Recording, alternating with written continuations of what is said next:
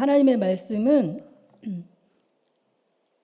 열왕기상 말씀입니다. 열왕기상 18장 16절로 24절 말씀입니다. 제 성경으로는 구약 547면에 있습니다. 열왕기상 18장 16절로 24절 말씀 다 찾으신 줄 알고 함께 봉독합니다. 오바댜가 가서 아합을 만나 그에게 말하매 아합이 엘리야를 만나러 가다가 엘리야를 볼 때에 아합이 그에게 이르되 이스라엘을 괴롭게 하는 자여 너냐?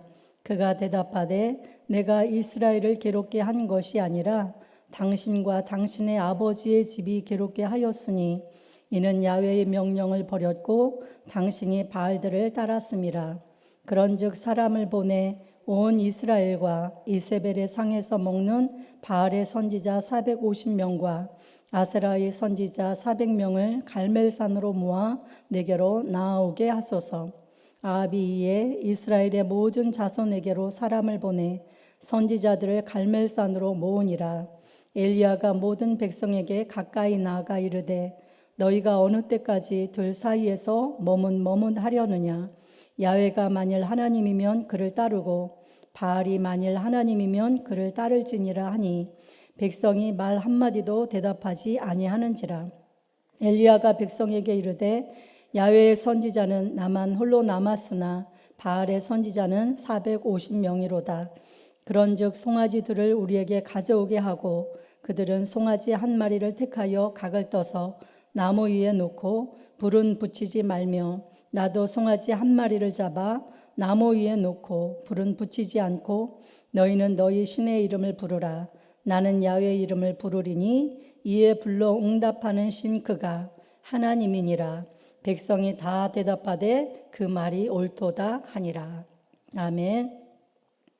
저는 오늘 본문 말씀을 근거로 모두가 예스라고 할 때 노라고 말할 수 있는 용기라는 제목으로 잠시 말씀을 나누도록 하겠습니다.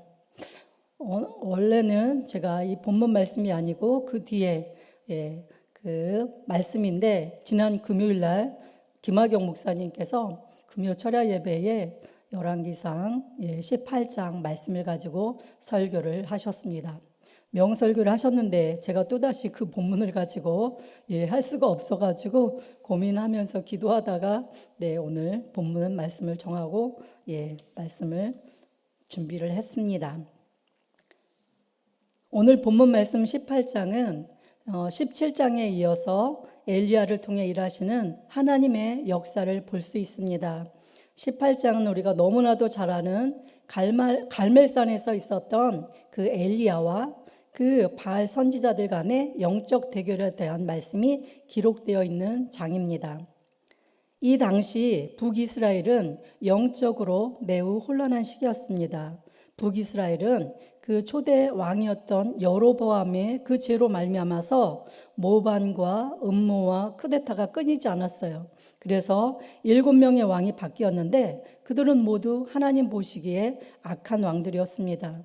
특히 오므리가 자기 아들 아합을 시돈 사람의 왕 엣바알의 딸 이세벨과 정략 결혼을 시킴으로써 이세벨이 가지고 온 그 바알신 때문에 온 이스라엘이 그 바알신 우상을 섬기게 되어졌습니다. 그래서 영적으로 아주 황폐하게 되었던 그런 시대였습니다.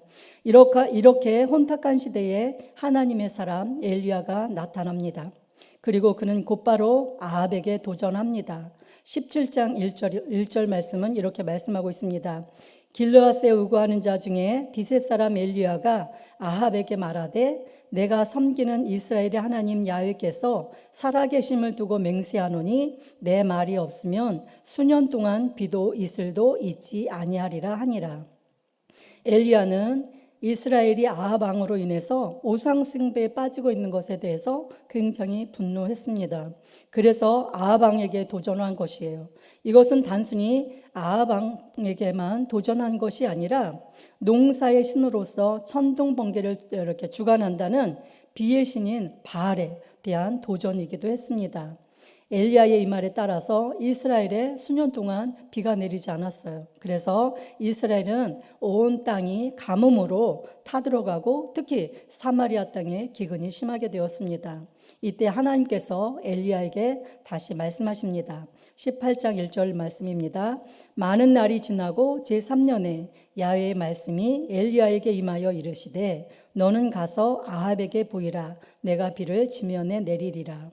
그동안 아합은 이 가뭄의 이유가 엘리야에게 있다고 그렇게 생각을 해서 그를 잡으려고 온 족속과 나라를 다 뒤지고 다녔습니다. 그러나 하나님께서 엘리야를 숨겨 놓으시는 바람에 그는 엘리야를 찾지 못했습니다. 이제 하나님께서 엘리야에게 아합 앞에 보이라고 말씀하시는 거예요. 그래서 엘리야가 드디어 다시 이제 아합 앞에 나타나게 됩니다. 16절로 17절 말씀은 이렇게 말씀하고 있습니다. 오바댜가 가서 아합을 만나 그에게 말하매 아합이 엘리야를 만나러 가다가 엘리야를 볼 때에 아합이 그에게 이르되 이스라엘을 괴롭게 하는 자여 너냐. 아합은 여전히 엘리야 때문에 이스라엘에 가뭄이 들었다고 생각하며 원망과 분노를 엘리야에게 쏟아놓습니다. 그러나 엘리야는 분명하고도 담대하게 이 가뭄의 원인은 당신과 당신 아버지의 집 때문에 일어난 일이라고 그렇게 말합니다. 18절 말씀입니다. 그가 대답하되 내가 이스라엘을 괴롭게 한 것이 아니라 당신과 당신의 아버지의 집이 괴롭게 하였으니 이는 야훼의 명령을 버렸고 당신이 바알들을 따랐습니다. 이 오므리가 이 아합을 바알 정략 결혼 때문에 이세벨과 결혼함으로써 그 많은 바알 신들을 들여왔기 때문에 이 나라가 혼택해졌음에도 불구하고 이 아합은 여전히 그 이야기를 들었으면은 그렇게 가뭄이 들었으면 선지자를 통해서 가뭄이 올 것이라고 비가 오지 않을 것이라고 그런 이야기를 들었으면 회개했어야 되는데 그는 회개하지 않고 오히려 심판을 전하 그 엘리야를 원망하며 엘리야 탓을 하고 있었던 것입니다. 이러한 아합에게 엘리야는 한 가지 제안을 합니다. 온 이스라엘과 이세벨의 상에서 먹는 바알의 선지자 450명과 아세라의 선지자 400명을 갈멜산 자기 앞으로 모이게 하라고 그렇게 제안을 합니다. 갈멜산은 우상 숭배의 본거지예요. 엘리야는 그 호랑이를 잡기 위해서 호랑이 굴로 들어가는 격인 것입니다. 그것도 850대 1로요. 엘리야는 숫자에 기죽지 않고 오직 전능하신 하나님께서 그동안 이제 엘리야를 먹이시고 그리고 엘리야의 기도를 들으시고 또 죽은 자를 살리셨던 죽은 그 아이를 살렸던 그 기적들을 체험했기 때문에 하나님께서 분명히 살아계시고 하나님이 자기와 함께 하신다는 것을 믿었기 때문에 그는 담대하게 그들을 향해 도전했던 것입니다. 이 제안을 받아들인 아합이 그 선지자들을 모두 모이게 하자 엘리야가 이제 이스라엘 백성들에게로 나아가서 그들의 결단을 촉구합니다. 21절에 이렇게 말씀하고 있습니다. 엘리야가 모든 백성에게 가까이 나아가 이르되 너희가 어느 때까지 둘 사이에서 머뭇머뭇하려느냐. 야훼가 만일 하나님이면 그를 따르고 바알이 만일 하나님이면 그를 따를지니라 하니 백성이 말 한마디도 대답하지 아니하는지라. 엘리야는 백성들에게 하나님이든지 바알이든지 하나만 선택하라고 촉구했지만 그 당시 양다리를 걸치고 있었던 바알도 섬기고 하나님도 섬기고 있었던 그 이스라엘 백성들은 한마디도 대답하지 않았습니다. 이에 엘리야는 각자의 그 제사를 통해서 누가 참 하나님이신지를 가리자고 다시 제안합니다. 23절로 24절입니다. 그런즉 송아지 둘을 우리에게 가져오게 하고 그들은 송아지 한 마리를 택하여 각을 떠서 나무 위에 놓고 불은 붙이지 말며 나도 송아지 한 마리를 잡아 나무 위에 놓고 불은 붙이지 않고 너희는 너희의 신을 부르라. 나는 야훼의 이름을 부르리니 이에 불로 응답하는 신 그가 하나님이니라. 백성이 다 대답하여 그 말이 옳도다 하니라. 제물을 불러 태우는 번제는 그 이스라엘과 이방 종교의 공통되는 제사 방식이었습니다. 특별히 사람들은 바알을 풍요의 신일 뿐 아니라 불과 태양의 신으로 알고 있었기 때문에 하늘로부터 직접 불이 내려와 재물을 불살하는 그 표적을 보여줄 것이라고 생각했습니다. 그래서 엘리야가 이렇게 제안한 것을 그들은 흔쾌히 받아들이고 그제서야 그것이 옳다라고 대답합니다. 그런데 결과는 어떻게 되었습니까? 저와 여러분이 잘 아는 대로 바알의 선지자들은 하루 종일 부르짖고 자해까지 하며 울부짖었지만 아무런 역사도 일어나지 않았습니다. 그러나 야훼 제단을 수축하고 제단과 제물과 도랑에까지 물로 가득 채웠던 엘리야의 제단에 하나님께서 불로 응답하심으로 야훼 하나님만이 참 신이시요 참 하나님이심을 온 이스라엘 백성들에게 나타내 보이셨습니다. 그리고 바알의 선지자들을 한 명도 남기지 않고 다 죽임으로써 바알은 헛된 우상일 뿐임을 드러내셨습니다. 그리고 이제 그런 제약이 다 제거되어지자 이제 비를 내려주심으로 비를 주관하는 분도 바알이 아니라 하나님이심을 이스라엘 백성들에게 증거해 보이셨던 것입니다. 하나님께서는 거의 모든 백성들이 바알을 섬기고 하나님을 섬기는 그 하나님께서 가장 미워하시는 그 우상 숭배를 하고 있었던 이스라엘 백성들, 영적으로 혼탁한 시대에 살고 있었던 사람들에게 이건 아니잖아, no, 이렇게 담대하게 말하며 주 야훼는 하나님이신 것을 이 백성으로 알게 해달라고 간절하게 기도했던 하나님의 사람 엘리야를 통해서 불로 응답하심으로 하나님이 하나님 되심을 나타내 보이셨습니다.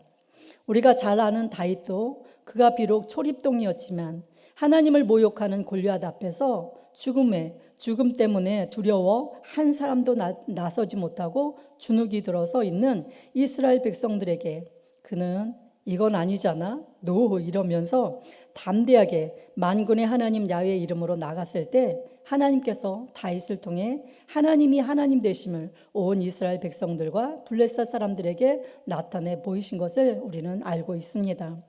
종교개혁자 마르틴 루터 또한 그 암울한 중세교회 시대 속에 그 타락 속에서 모두가 타협하며 제약 속에 살던 때에 그는 이건 아니잖아, 노, 많은 사람들이 거기 그냥 타협하면서 그 살아가고 있을 때 그는